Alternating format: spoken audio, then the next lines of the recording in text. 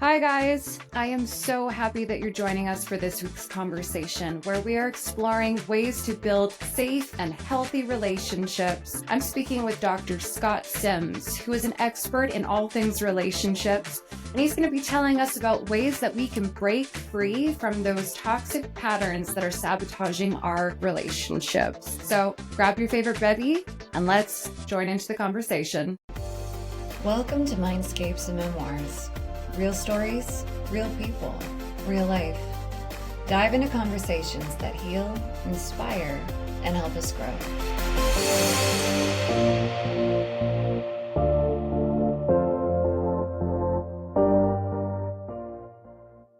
So relationships are obviously one of those things that we kind of tiptoe around. We want to show our best selves and not necessarily show all of the baggage that we bring into our relationships. Can you help me understand a little bit about what that means in your realm? Sure. So you're absolutely right. I mean, probably the biggest decisions a person is ever going to make is who they spend their time with, who they spend their life with, and the relationships that you form. I always kind of think about them like concrete mixture, right? So like, if you're trying to form a really solid foundation for a relationship, you have safety and security on one side of that, and you also have the water mixture inside of the concrete, which is trust. And when we mix those things together, you have a solid foundation that allows us to actually grow into our authenticity and into our genuineness, and allows ourselves to really, kind of bloom into who we truly are,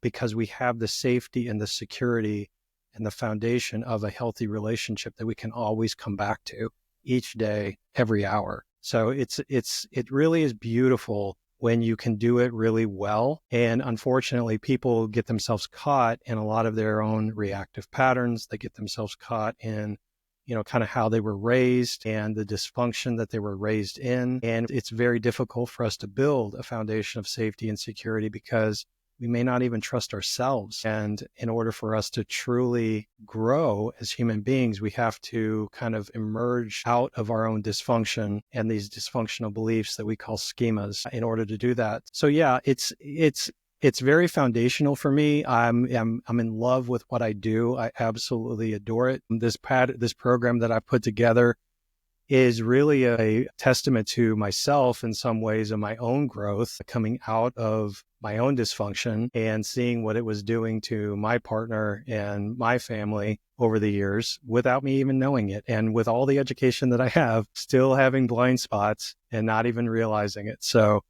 yeah, it's definitely a labor of love. Absolutely. And you mentioned that you had blind spots, right? And I feel like so many of us have blind spots. We want a relationship. We do, because relationships make us feel important and special. And the way that we feel in a relationship is super, super important. Like, there's nothing better than entering a room and you feel like you are loved and adored and wanted, right? There's nothing more special in the whole wide world than that feeling. But we often are so in love with that idea that we put on the back burner all of the things that are a little dysfunctional about ourselves. Mm-hmm. And we bring that in and we say, hey, Yep. I want to feel this special. I want to feel this important.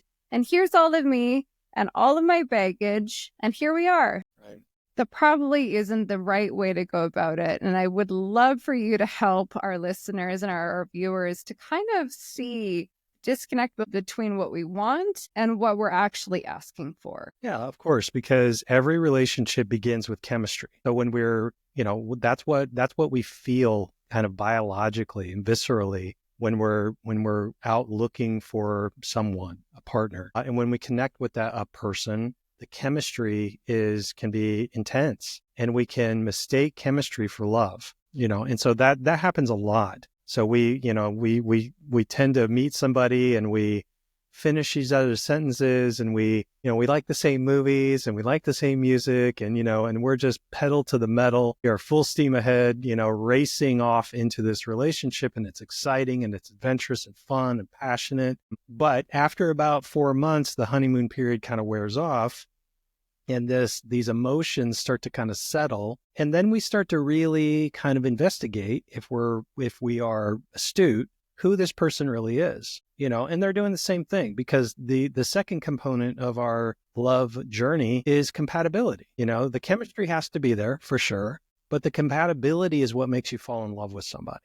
It's easy to have chemistry with people. It is not easy to be compatible with people. And so when we are compatible, we start to really examine our shared values. And, that's the part where we're really kind of examining and figuring out, can I trust you? Are you going to be there for me? And it's all the different nuances of that question and, within the value structure of a relationship. So, how do you spend money? How do you parent your kids? How do you handle your stress? How do you talk to me when you're angry? How do you handle your upsets when something isn't going your way? So that's where our reactive patterns, that program that I've put together, that's where our reactivity completely destroys our relationships and takes a jackhammer to the foundation that we're trying to build. So because if you have, like, say, a domineering, or like what I call a fight energy reactive pattern, in our survival instinct, we have 4 categories. It's fight, flight, freeze, and fawn. And when something kind of lights us up and we get triggered by whatever it might be, if we have a pattern of fight energy, we will get domineering. We'll get intimidating, loud. We might call names. We might be aggressive in some way or another. And that in and of itself is it can go as far as abusive, and it can be as, as mild as just rolling your eyes at people and huffing and just being dismissive and invalidating and just seemingly always irritated or annoyed because things aren't going your way. So those reactive patterns are a spectrum that go from something pretty mild that doesn't seem to be that big of a deal at the time, like, yeah, he rolled his eyes at me, but over a long period of time, that stuff adds up. And it causes resentment. My gosh, massive amounts of resentment. Absolutely. Yeah. So those reactive patterns, whether you have fight energy or flight energy, where you shut down and avoid and detach and disconnect, those two are probably the most common. And then the fawn energy is the one where people don't really understand much. But this is where it's predominantly associated with women, even though I hate being gender stereotyped. But women in our society are kind of taught to be people pleasers. And women tend to, and I'm just going to say people tend to, when they are in a relationship with somebody who has some fight energy or flight energy, it scares them. It scares them that they're going to be abandoned or left or rejected. And so they will twist themselves into a pretzel to try to make the other person happy, including abandoning themselves and betraying themselves and their own values, what's right for them, and their own sense of security, just so that they can feel connected. I don't know if you know much about my story, but for me, I was so addicted to love when I was a child. My parents were not around very much. They were busy with work, not me. And I became boy crazy, right? I just wanted love. I wanted to feel love. And I got on that train and I sabotaged myself so many times, just wanting to be taken care of. Right. And I was searching for that relationship versus knowing that the relationships that were meant to support me were inadequate. They were not there. And that was troubling. But going outside of me and saying, okay, well, I want a guy to look after me, that was also wrong. That was not the right way.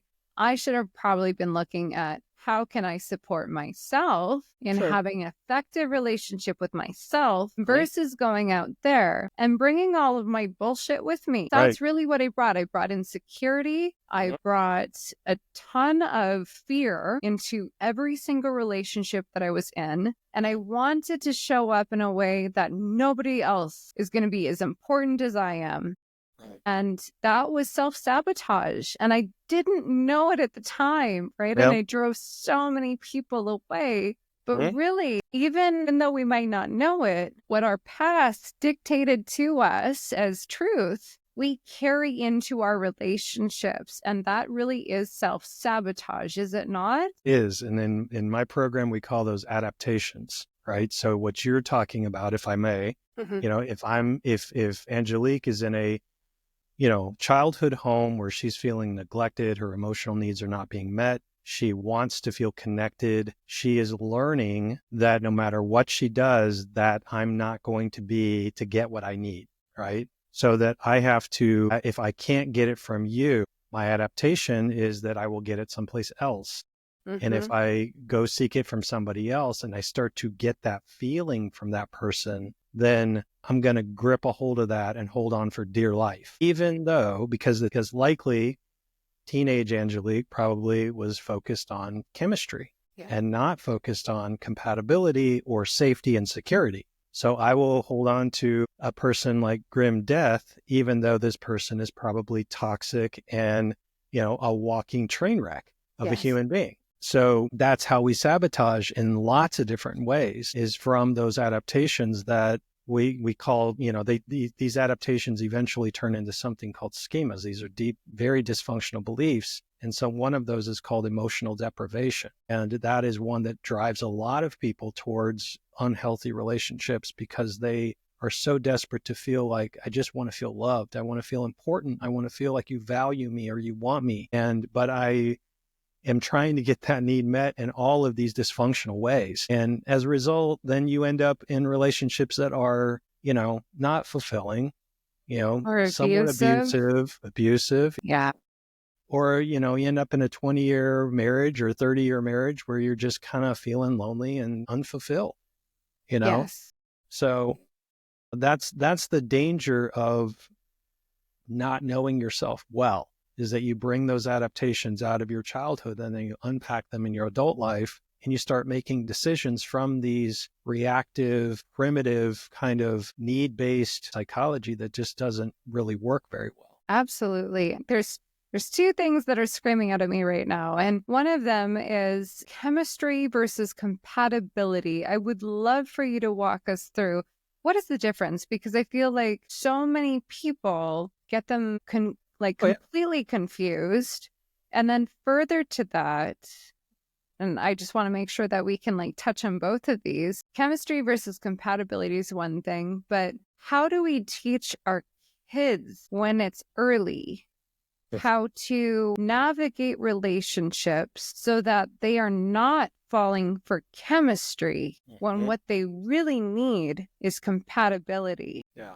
So first off, chemistry is all the good feelings about love, right? The really good, hormonal, The stuff feeling. that we love about Yes, relationships. absolutely. Absolutely. There's the holding each other and the touching each other and sex and intimacy and closeness. And, I just can't get enough of this person, right? I want to be around this person all the time. So it's those kind of bonding chemicals that are there that evolutionarily make us mate and make us, procreate and all of those things and keep the genetics and the line going. So the chemistry is very, very important. However, as we all know, you can't build a relationship on chemistry alone. So love, the feelings of love and connection are absolutely built in the combination of chemistry, but more associated with compatibility.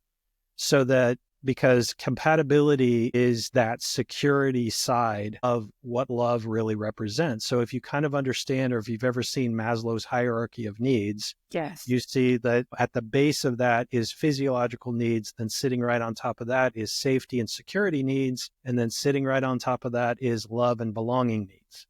And so in my program, I talk about safety and security is at the base of our relationships. And then on top of that is where we build love and connection and belonging and security with my person. So compatibility looks like shared values. So you think about why couples struggle, why they conflict, or potentially even why they divorce. It's not because they can't decide on what school to send their kid to or how they manage money. It's about how they treat each other in that process of managing money and where to send the kid, and how they get along and how they disagree and how they act with each other in that conflict cycle when we disagree or when we're not really seeing eye to eye on something.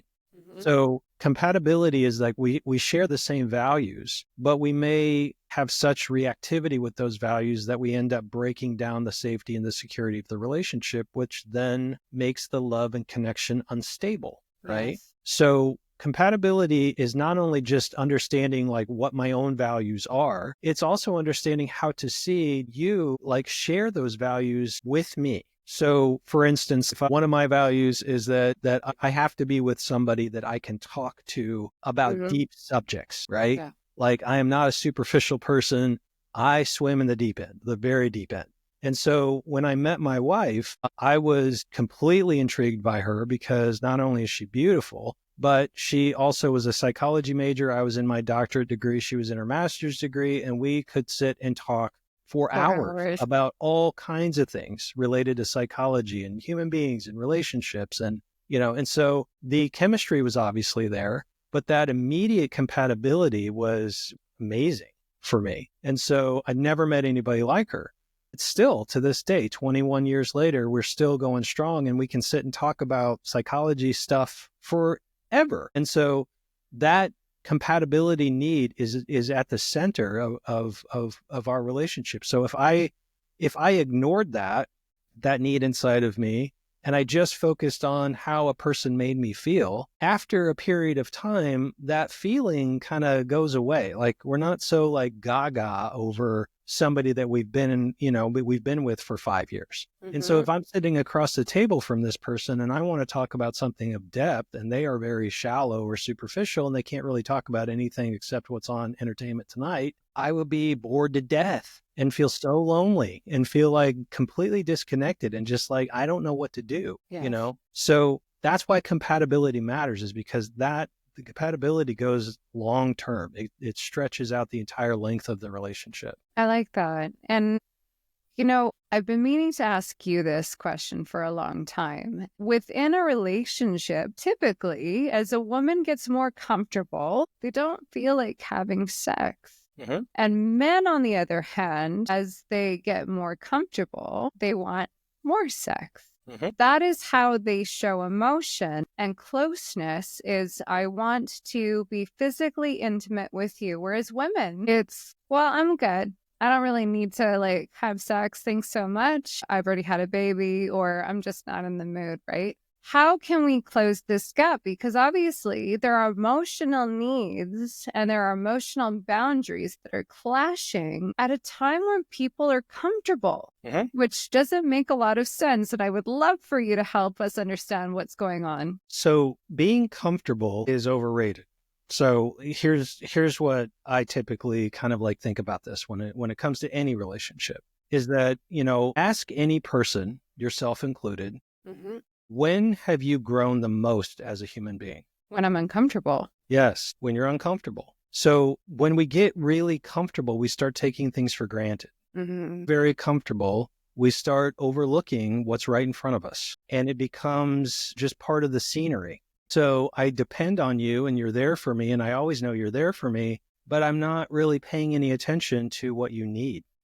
And that's how disconnection starts to occur, is Yeah. that I'm just taking for granted that you're always going to be here because we have such strong compatibility and we have such strong chemistry, or not, maybe not chemistry, compatibility, but we have such a good foundation of safety and trust. I'm not worried about you going anywhere or cheating on me or anything like that. And so I start taking you for granted. And so compatibility, like when we talk about relationships being work is knowing that I can't just stay in my comfort zone all the time and just sit inside of safety and never get myself a little bit uncomfortable enough to pay attention to the needs of my partner. Because the needs of my partner are the needs of my partner. Like I can't tell my partner, stop having those needs, because I don't have those needs. And that's when the relationship starts to feel shaky and unsafe, that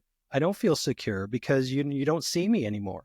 You're not paying any attention to me anymore. You don't seem to care about what I need or how I feel or wanting to be connected to me. Mhm.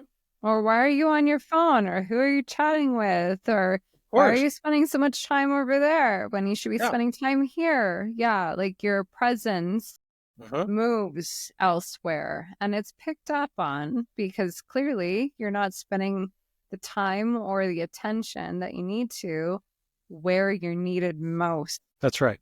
That's right. So when it comes to intimacy and closeness, intimacy and closeness can be all kinds of things. It could be cooking food together and laughing together and putting on our favorite music and having a glass of wine together, right? That could be intimacy. Intimacy could also be, making love. And it's very much based in like the little dance that we have with each other as we go through our lives to know one another enough to know where we are with each other at any given point and to have those conversations regularly, because, being together for a long period of time, we have a tendency to kind of like not only take each other for granted, but we also have a tendency to kind of stuff our feelings down when something is irritating to us. We think to ourselves, oh, it's not a big deal. I shouldn't bring that up.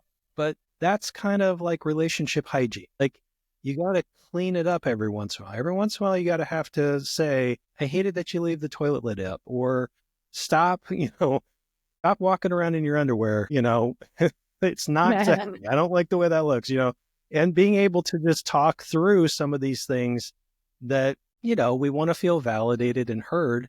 And we also want to feel like we got to kind of keep a little bit of the mystery alive and a little bit of fun and excitement, because if we don't, then it just kind of gets stale and old and boring. And, we start taking it for granted. So I love what you said. And I want to touch base after this question about the relationship hygiene, because I think it's a really important question to delve a little deeper into. But I have experienced sexual trauma in numerous ways. And so for me, sex feels like one of those things where it's I have to give and I'm not necessarily receiving. Even though I know I'm receiving, it still comes across as like in my head and in my heart, I feel like I'm giving more than I'm actually getting. And it has nothing to do with my partner. It has everything to do with what I have experienced and what is going through my head during the act of having sex. Right. And I believe there's a lot of women out there who have experienced sexual trauma in some way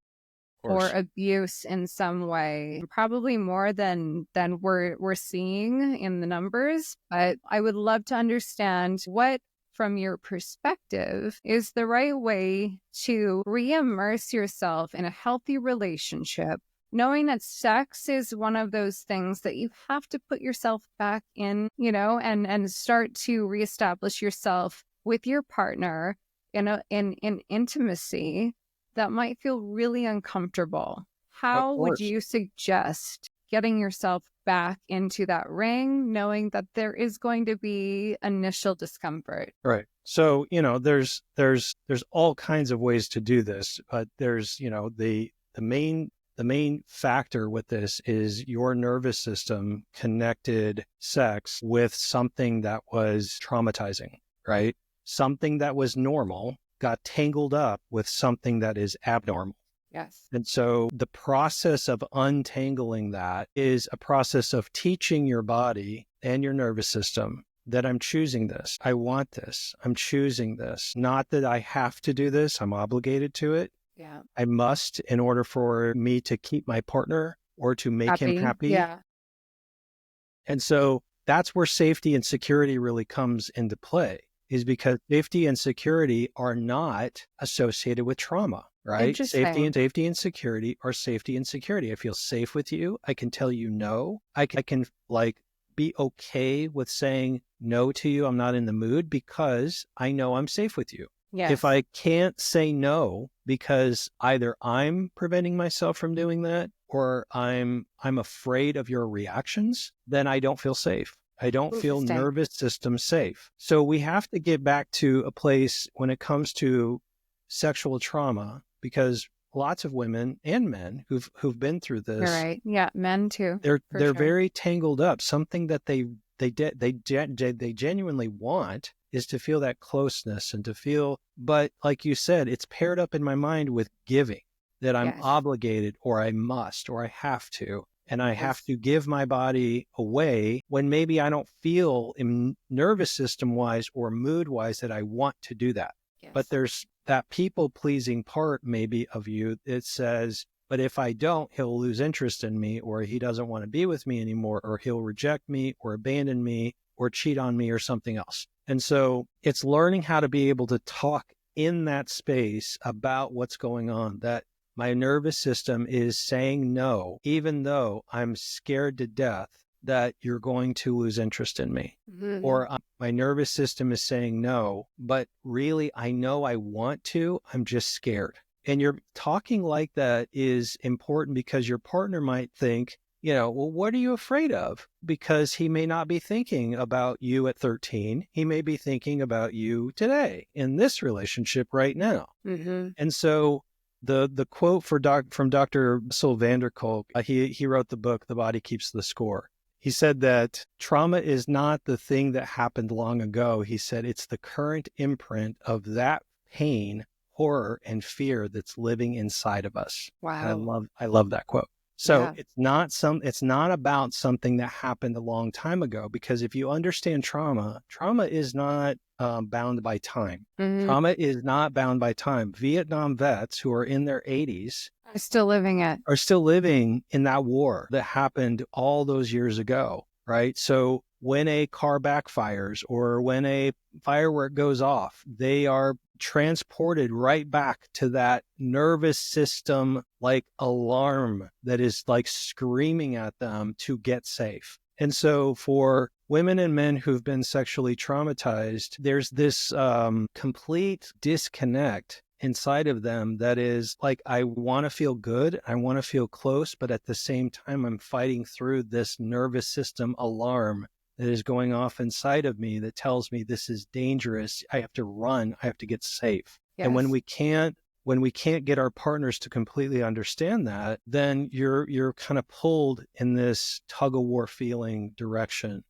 that we just can't quite, solve that puzzle. And what we tend to do is we just tend to shut down. We tend to just, I'm safe if I don't engage. That's how I stay safe. Yeah. But then I run the risk of being abandoned or being, rejected, or making the person angry, or making them feel rejected, or making them feel like they're not enough. Absolutely. There's so much truth in what you're saying. I mean, when I went from dating, and I did it all wrong, right? I'm not sad to say I did it all wrong. I went from being boy crazy to having sex with way too many people, and it was emotionally damaging to me. And I went from a very unhealthy place in the way that I imagined relationships to work, to bringing my baggage into those relationships, my insecurities into those relationships, my anger into those relationships. And I sabotaged myself time and time and time again. And it took me like literally 2 decades to figure it out, which is a long time and a lot of mistakes, right? And I have learned, but I know that I've got kids and I see them repeating the patterns that I had, right? And I'm wondering, before we get into relationship hygiene, can you talk to me about attachment styles? Because I think that is something that's really, really, really important. Yes. So sure, whichever. First off, if you look at the 4 main attachment styles, right? There's insecure attachment, avoidant attachment, disorganized attachment, and secure attachment. Everybody wants to be securely attached. The question is not that I have an anxious attachment. The question is, what drives my anxious attachment?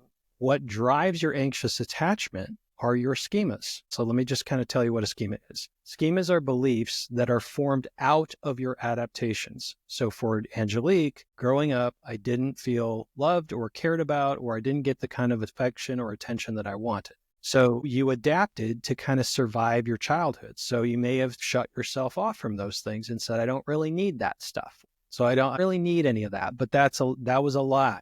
And that wasn't really what you were feeling. You were just coping with the fact that you couldn't get it, right? And so as you got older, suddenly that need that's been there the entire time that you've just been suppressing suddenly just comes to roaring life. That I absolutely need love and attention and affection. And I am almost like desperate to get it, like a starving person begging for food. Right. And I will take anything. I'll even eat out of the dumpster. Pretty much. Yeah. Yeah. That's all my past. Hi. His name was Chad, right? So what was driving this for you was probably, like I said, this emotional deprivation schema or an abandonment schema, or maybe something else. I don't really know because there's 20 different schemas. But we cope with our schemas in these different ways. For you, like you said, very flirty and being very promiscuous, and like, I'm going to get every need that I have ever had filled, and I don't care how I do it, but I'm going to do that. That's how I'm going to operate. And It it's was all almost unconscious. power. It was almost like I was looking for the power in the situation, although I never got it. I always was left feeling even worse than I had previous to even trying to go after whatever relationship I was going after. Yeah. And that's a good way of describing it too, especially at what you said at the age of 13, you had a sexual assault, which leaves a person feeling very powerless. And sometimes, we will cope with that loss of power by being promiscuous, very promiscuous. And like, because we're trying to reclaim something that was taken from us in some ways. So schemas are these broad patterns that exist in our life that just keep occurring. And most people can look back and they say, I was doing that in my teens, I was doing that in my 20s, I was doing it in my 30s, until somewhere along the line, I kind of woke up. And I realized, my gosh, it's me. It's not these men that are doing this to me. It's me doing this to me. And I'm the one who keeps giving myself away and betraying myself and settling for less and, Yes. whatever it might be. And so these schemas really run the show when it comes to the dysfunction. I try to just kind of euphemistically call them that these are your red flags. Everybody posts videos about watch out for these red flags. Well, what about your own red flags? Like that's the real issue that you really need to look out for, is what are my red flags that I need to know about so that I don't end up damaging my own relationships or damaging the people that I love. So if I'm always looking for other people's red flags, but not my own, I'm only doing half the work. So these schemas really drive a lot of the dysfunctional behaviors in our relationships. They drive our dysfunctional thinking patterns because they are beliefs. And so that's the way that beliefs work, is that everything that goes on in your life kind of gets filtered through your belief system so you can make sense of it. So a very easy one is that if you are, if you're a Democrat right now in the United States, anytime you turn on the news, you are filtering everything that's happening through this set of beliefs and think that whatever's happening is insane. If you're a Republican, you'd be doing the opposite. So, that's how two people can look at the exact same thing and have completely different opinions about it. Yes. Because of our belief system. So your Absolutely. beliefs, kind of are underneath your attachment style. And when going to what you said about your children, if you're trying to kind of like work with your kids to make sure that they don't make the same mistakes. Number one is that your kids are here, like Dr. Shefali Sarbury. I love this quote from her. She said that your children come through you. They are not for you. So I love that quote. And I use that in my own thinking because it tells me that I am here to guide my child. I am not here to control my child. I am not here to dictate what my child does or doesn't do necessarily in terms of like how they end up as an adult. I am going to guide them the best that I can while I have influence over them. But at some point or another, my influence ends, and so it's imperative that we are, really making sure that we are putting really good values into our kids and good morals into our kids and just not forcing them into it. Cause like for me, growing up Catholic, the moral, Amen. recovering Catholic, Yes. the moral code was shame-based and guilt-based and under, threat that if I don't act a certain way, bad things are going to happen to me in some other world, that after I die. And that was terrifying to me as a child, absolutely terrifying. And so when we don't want to create a moral code in our children under some degree of threat, we want to create it based off of good critical thinking skills and logic and helping them get to know themselves. And, like if my daughter is, making certain decisions with her partner, I'm going to just ask her questions about that and say, well, what do you think about that? How do you think that'll play out? What do you think is the best decision here? Is this right for you? Is it not right for you? And staying curious. Curiosity is the opposite of defensiveness. And so when we when we stay curious with the people that we love, then we have way more influence over than if we just are defensive and trying to just tell them what to do and how to do it and lecturing them and getting into our fight energy and agitated. It shuts anybody down. Nobody wants to be talked to like that, especially kids. No, I completely agree. And I'll be honest, I was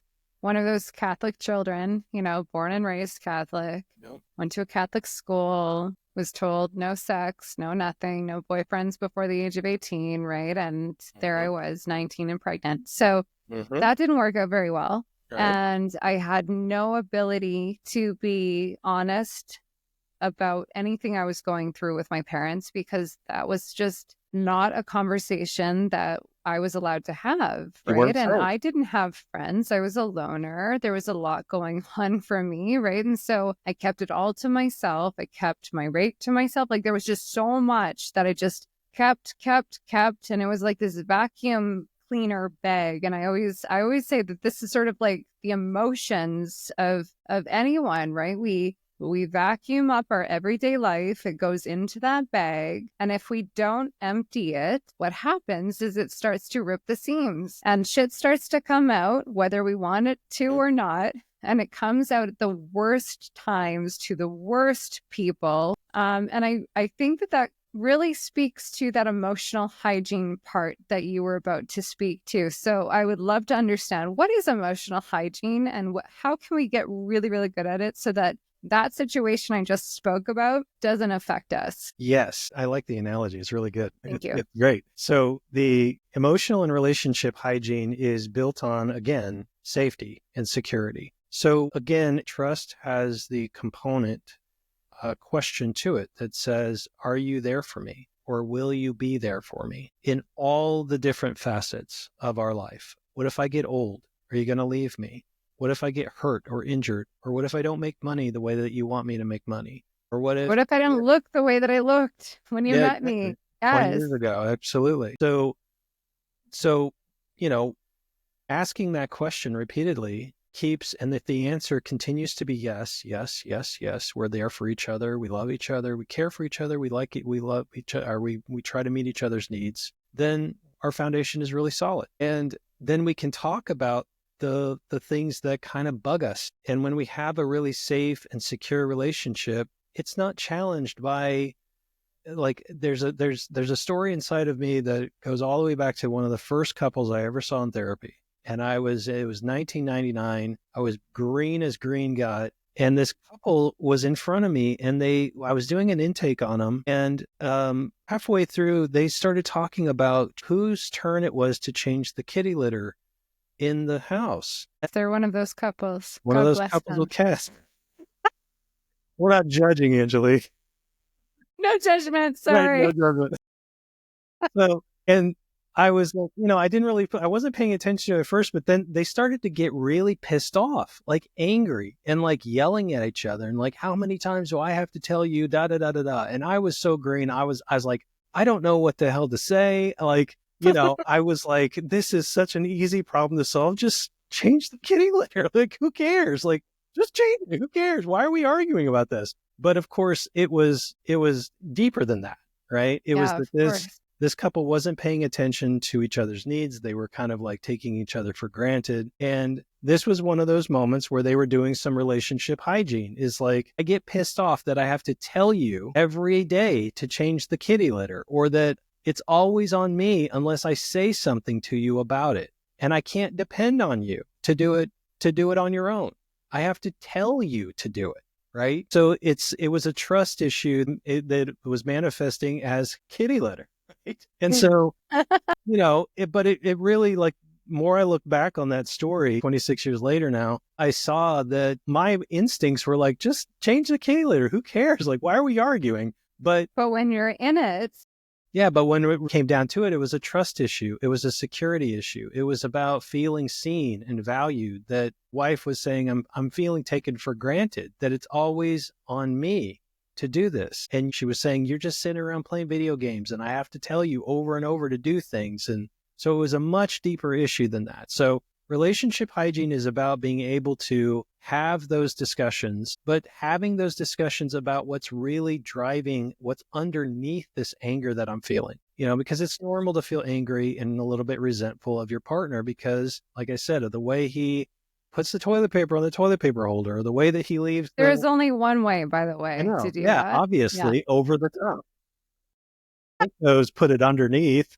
Take lessons, everybody. All right. Right, exactly. So it's, it's having those conversations about why he leaves the milk on the counter, when he walks away instead of puts it away. So, and then the security of being able to hear that as the person who is the offender and being patient enough to understand that, okay, yeah, she doesn't like it when I do this, then I'll just change that. It's not that big of a deal for me, instead of like, why are you on my back? Why do you always have to yell at me? Why are you nitpicking me? When you get into that kind of stuff, then you're into those reactive patterns that start to chip away at the foundation of your relationship. And before you know it, you got nothing. You just got a pile of dust. Which is huge. And I feel like so many people are at that point where they're just resentful. They're angry. They just want to give up. It's like, I've hit a wall and why won't you listen to me? And why won't you change? And getting to that point in a relationship, if you have heard criticism about who you are and how you show up to the relationship, and now you've put a wall up. And when you put that wall up, then resentment builds and you're not actually communicating because you're too busy protecting yourself. So when we are in relationships and when we receive criticism, even if it's the best criticism, if it's constructive, it's delivered in the best way, doesn't matter. It still triggers whatever happened to us way back when. It is fresh in our nervous system. Help us understand, how can you be receptive to criticism, no matter how it is delivered, so that you can show up as the partner you need to be and not allow it to build into resentment?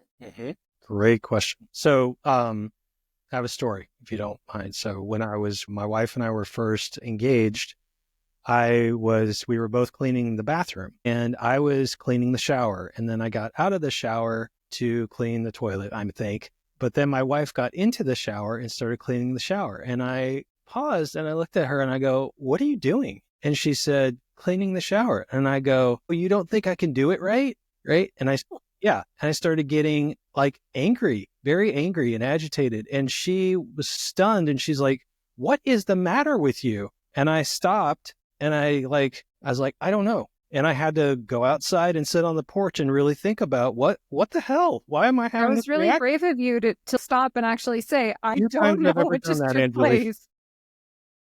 I actually stopped and caught myself. So I had to go out and I realized that this was connected to how I was raised, that I was raised with my father was rather obsessive about the way things are done. And I would do something and then he would come back and tell me I did it wrong. And this classic story of how we got into a big fight about how to roll up the extension cord, how ridiculous it seemed to me at the time when I was, 16. I was unpacking. That was a trigger for me in that moment, that I felt like she was telling me that I'm doing something wrong without saying a word. And how unconscious that was for me and how quickly I escalated. First step to being open to criticism is knowing that you're flawed. Knowing it, like in your guts, knowing that you are flawed. I am not a perfect being. I am a flawed human being. And as a flawed human being, I am open to making mistakes.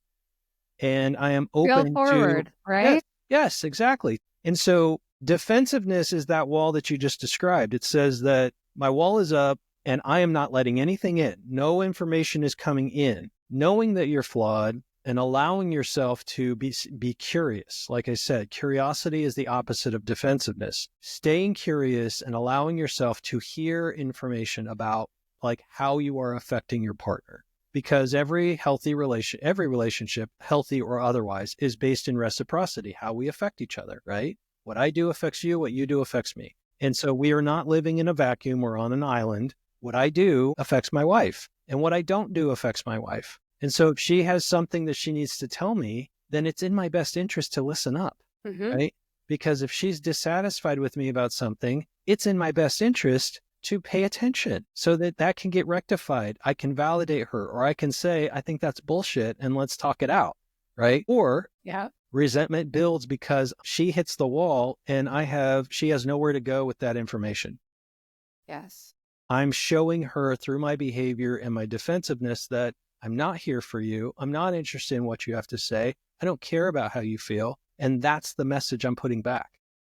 Learning how to lower your defenses is really tricky. That's literally what my class is. That's a primary piece of what it's all about, is understanding your immediate automatic reactivity that is split second will shut your partner out, will damage your relationship, and will create just massive amounts of problems. And that's what leads to all of the junk inside of a relationship. Statistically, relationships, the divorce rate is 50%. The people who report emotional abuse in a relationship is, guess what? So, yeah.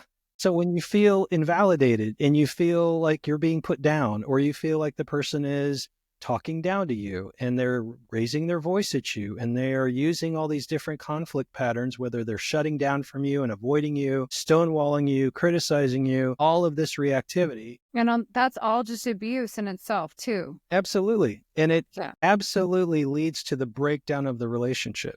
So if you are doing any of those things, you are actively breaking down your relationship. So if you cannot accept feedback from your partner, you cannot listen, you cannot do those things with curiosity, you will create all this dysfunction inside the relationship. So you have to learn how to be able to recognize I'm flawed, that I'm not always right, even though I really like to be right, that sometimes I come across as these ways to my partner. And if I cannot hear her feedback, that, like, for instance, I had a person tell me this the other day, like, she said that she was very invested in this particular, thing she was doing with work. And her partner said something along the lines of, like, it probably won't work out.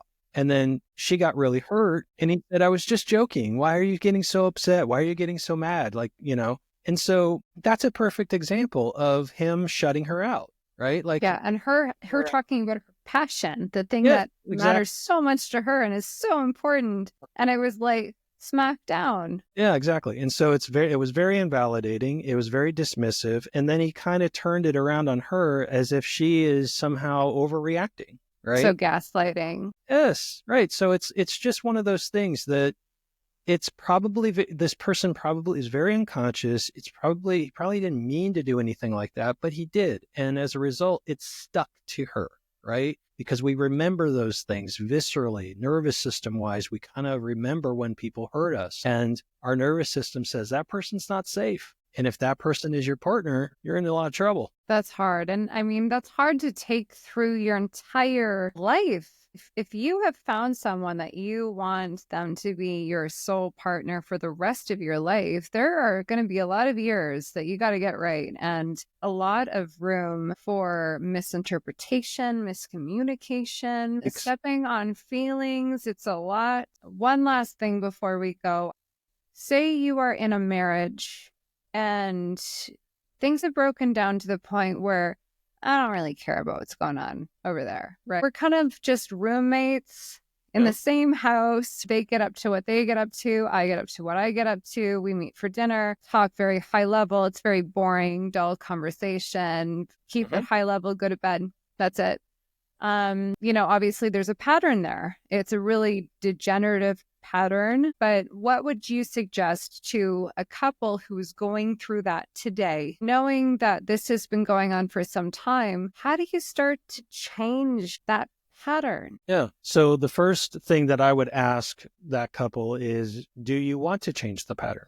Because I have to, I want to instill inside of your audience that your nervous system is extremely wise. It is smart.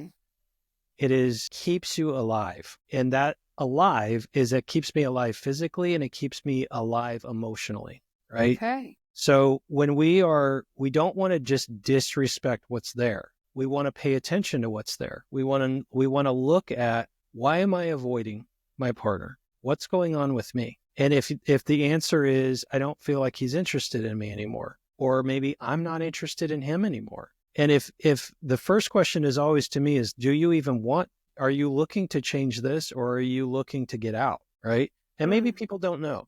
But Interesting. the question is always there, that you have a freedom to choose. Everything is about, like, when our nervous system is the most comfortable and the most like kind of like there's homeostasis with us, is when Yeah. we feel freedom to be ourselves, completely free Mhm. to be ourselves, and that I'm safe to do that. But that first begins with yourself. It always begins with yourself. I have to give myself permission to be me. Right. So there's that. The second part of that then is, then if I want to work this relationship out, then I have to look at my own individual patterns. So you might not guess it, but I don't do couples therapy. And the reason I don't do couples therapy is because I never found it to be very helpful. 90%, 99%, I don't know the stat. I'm literally making that up. That's Almost okay. everybody, Almost everybody. almost everybody I worked with, you come in and they were complaining about the exact same things. So the wife would complain about, he never listens to me, he doesn't pay attention to me, da da da da da. And the husband would say the exact same stuff. And he would say, well, you don't pay any attention to me and you don't do this for me. And like, so I got to a point where you have to fix yourself. It's always seems to me that the relationship is the product of the two people in it. And so, Mirroring. yeah. So if you are, like, for instance, for me, like, I'll use myself as the example, is that this program that I put together is based on myself, not knowing that I had these reactive patterns that were disconnecting my partner, my wife, from me, because I was domineering, and not in an abusive way, but in a like parental way, like kind of irritated, annoyed, talking down to her, like parenting her. You need to do this. You should do this. Why aren't you doing that? Almost like parenting her. And she's like, I'm an adult and you talk to me like I'm a 15-year-old kid. And 100% get why we had the difficulties that we had, because that's exactly how I was raised. Catholic father who was kind of military and very domineering. And I was doing the same thing to her that was done to me. And I didn't even realize that I was doing it, Yeah.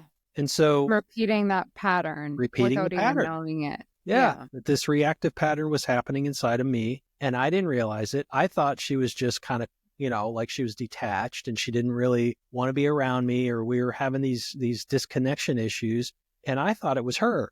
I thought she was just like losing interest in the relationship, until I realized, like, oh, well, but I'm the cause of that. The reason she doesn't want to be around is because I'm a prick. I'm being a prick. So once I kind of like put it all together and I started to see it, I was like, this is what other people need. They need to understand how they're doing this to their own relationship, instead of overly identifying as the victim, that he's doing it to me or she's doing it to me, which is what I got constantly in couples therapy, is that I'm not doing anything. He's doing it to me. Well, she's doing it to me. I'm not doing that. And just, oh my God, it's exhausting. So I finally broke that cycle and just said, I'm just going to be working with individuals. If you want to work on your relationship, you can work on your relationship, but you can do that individually. So the more you understand your own patterns, the more you can set boundaries, the more you can understand your values, the more you can advocate for yourself. You can talk about your needs. You control your reactivity so that you can have real, honest conversation rather than superficial bullshit conversations where I'm just irritated and I notice myself shutting down from you. And I'm just going to not tell you how I really feel right now. We deserve better for ourselves. We deserve better than the walls that we put up for ourselves. Yes. What does relationship hygiene look like? It looks like I saw it on YouTube. I can't remember who said it, but it's these little things. The comparison was barnacles on the side of your boat. Okay. Connecting these little things that don't seem to make much of a difference, but over time they accumulate and they start to bog down the boat and potentially break the hull if you do not clean them off. So you have to clean off the gunk of your relationship. So exactly. So like, me being like in this pattern for myself, I can easily say that there's been years of 21 years of my wife who would say, like, I don't like the way that you say this or how you talk to me or the tone of voice that you're using. And always for the years, I'd be like, oh my gosh, like, you're so sensitive. Why are you acting like this? And just blow it off, invalidate her until I stopped and paid attention, like, I sound like my father. Like, I hated it when I was growing up. Yeah. I couldn't stand the way he talked to me. And I'm somehow like disconnected in my brain going, well, I'm not like him at all.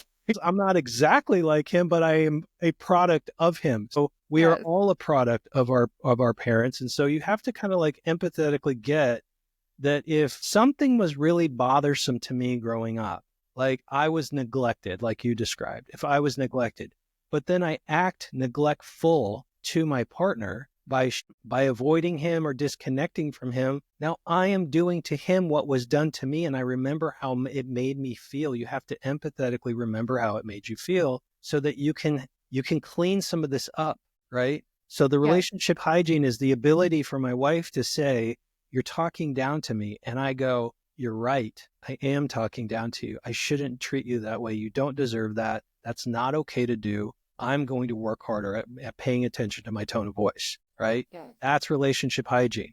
Not you're talking down to me and I say, which I've done hundreds of times, what are you talking about? I didn't say it like that. What are you, crazy? Like, why are you making a big deal out of a nothing? Yes. Yes. Yes. And that And just so normal. adds more and more barnacles to the bottom of the boat instead of cleaning them off and scraping them off. You can say, nope, they're wrong. Or you could raise your self-awareness and pause and say, okay, I am so grateful for that feedback. This is how I am showing up. I need a moment. Definitely felt that, right? That was hard. And then walk away, experience it, make your peace with it, and then show back up and say, you know what? I heard you and I understand. I understand. I don't want to show up that way, right? Like, Absolutely. I feel like so often we feel forced to have to immediately respond when we don't need to immediately respond. We need to immediately pause and understand, shit, this is how I showed up. Yes, exactly. And I need to go deal with me for a second and have an adult timeout. 1,000%. Because when we're working through our reactivity and our reactive patterns and these unconscious patterns that kind of drive the disconnection in our relationship, we're working in the realm of schemas, and schemas are by definition dysfunctional and immature, right? They're immature beliefs that keep us in this state of reactivity. And so when we're working through this in my program, we call it building the healthy adult, like the mature, healthy adult. I have in my program, I call it the 7 tenets of relational safety. But the first tenet, the number one tenet, is I take full responsibility for my behavior and the effects it has on the people I love, whether intended or not. So I might hurt your feelings, which I am prone to do because I'm flawed. And sometimes I'm unconscious and I'm not aware of myself. And so if I cannot say, well, I didn't mean to hurt your feelings, as if I'm in an implication, I'm saying to you, get over it. I didn't mean to do it, so you need to not be mad at me. And that is so utterly common in relationships. But I call bullshit on that every single time and say, if you hurt your partner's feelings, you own it. You own it. And you make amends and you work to make sure that you don't do that anymore so that you are not hurting her feelings or his feelings and then doubling down on that and just pouring salt in the wound as if like me hurting your feelings shouldn't bother you because I didn't mean to. That's bullshit. Yeah. Yeah. It really is. Yeah. No, I agree. And I think like, oh man, like I've learned so much from you within the hour. Like I know that we've gone over the hour, but honestly, thank you. If you would like to learn more about Dr. Scott Symes, his different workshops, his different classes, building the healthy adult and more, please feel free to reach out to him through drscottsymes.com. I will have his social media as part of the description, but please visit him for more information. This has been so insightful, Dr. Scott Symes. Thank you so much. And I really, truly am thankful for all of the wisdom that you shared with us today. Thank you so much for having me. I really appreciate your time. Thank you.